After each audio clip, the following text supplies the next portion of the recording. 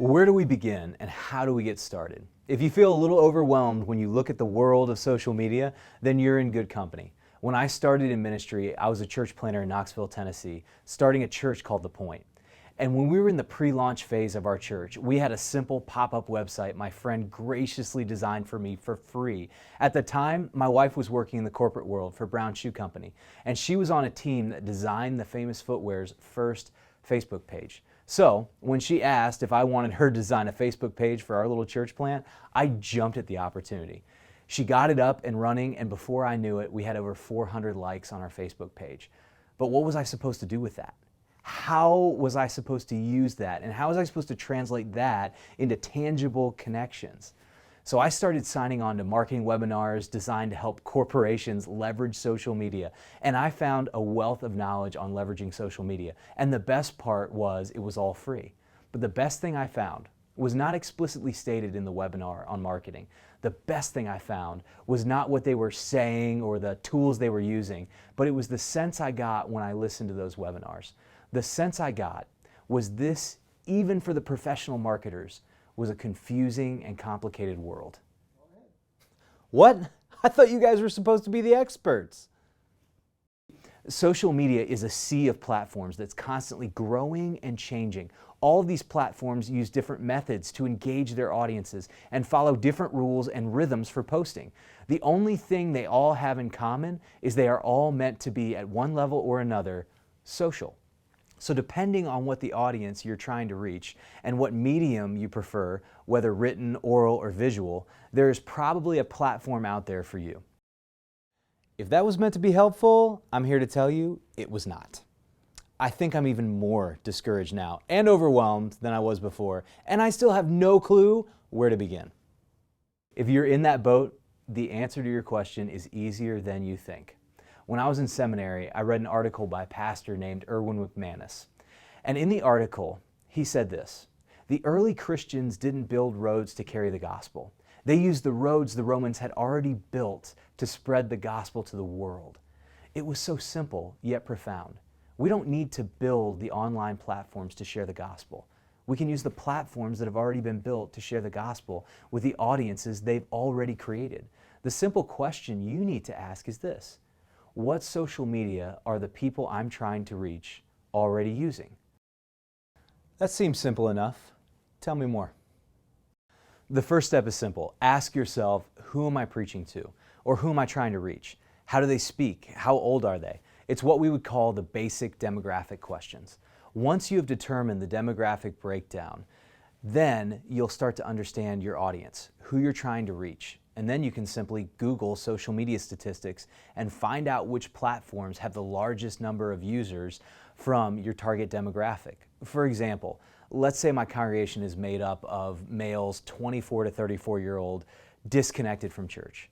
Based on the stats we're talking about earlier, if you wanted to reach these millennial males, the best place to start would be Facebook, YouTube, or Instagram. Now, if you really wanted to dig in and you wanted to reach more men than women, you would want to start with YouTube.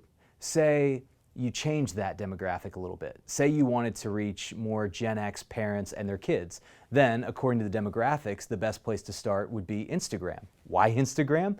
Instagram allows you to post onto both Instagram and Facebook. This would allow you to be on two platforms and reach out to teenagers and a platform that reaches out to their parents. That sounds like a lot of research. Is there a simpler way? Yes. For those that want an even easier way, there's an even easier method. On any given Sunday, simply look at your congregation and say, by show of hands, how many of you are on social media? And with hands raised, how many of you are on this platform? Then make a note of how many people are on that platform in your church. Then pick the platform most people are on to leverage your time and your energy. Now that you've picked your platform, you're ready to begin. Step 2 is to start an account for your church. I recommend starting the account for your church and not simply using your own personal account so that you can pass it off to key volunteers from your church to help you on the content side. Now, how do you pick those key volunteers? It's simple. Find out who in your church is on that specific social media platform that you're trying to leverage and look at their profiles. Which ones do you find the most engaging and enjoyable to look at? Those are the people that will be your best social media volunteers. When I was at the point, we were looking for someone to take over the content of our Facebook page. And as I started looking around our church, I found a stay-at-home mom named Meredith who had the funniest Facebook page I had ever seen. She had the best sense of humor, and her posts always left me looking forward to more. So I asked her to take over our page. She agreed, and I told her that we were looking for, and she took off with it. Our engagement skyrocketed. And as you develop this process, don't forget to look around at your members' pages and feeds. You never know what person might be honored and even excited that you asked them to be a part of your social media outreach and expanding the gospel. Our head elder is hilarious. I don't think he means to be, but he's hilarious. Now that you have your platform and the account, don't post yet. Take some time to first learn the rules of the platform. Every platform has its own rules and social etiquette. Before you post, take a little time to learn the rules. You can do this by simply Googling the platform and reading blogs by marketers and social media experts. You can also look around the posts and pages that have the most engagement on that platform. They'll tell you everything from the best time to post, the best way to post, and how much you should post in a day or a week without becoming a little obnoxious. Once you've figured out the rhythm and the rules for your posting on your platform, start posting some things on your wall. Excuse me, I believe you forgot something very important. What do I post? We will talk about that in our last segment, but for now, remember this. The general rule of social media is meant to be social.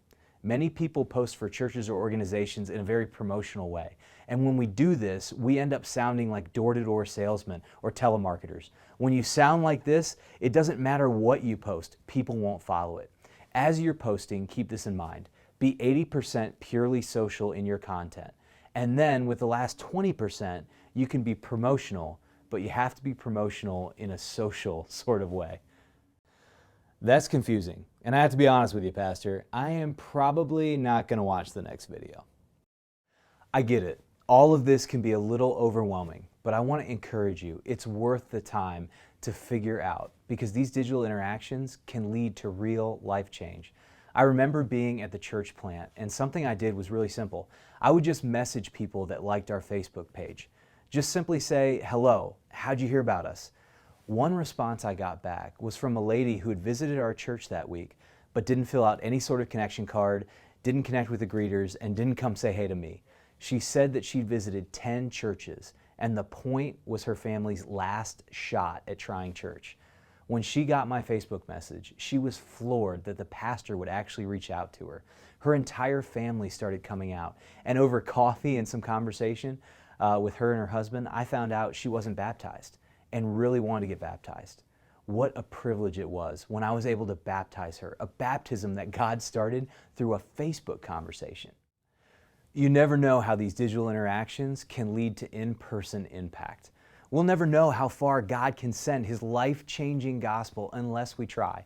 In our final video segment, I'm going to give you a simple strategy to start using your social media platform to engage people before, during, and after you preach. I'll share some resources you can use to continue growing in your understanding of how to leverage social media and to continue proclaiming the gospel through social media.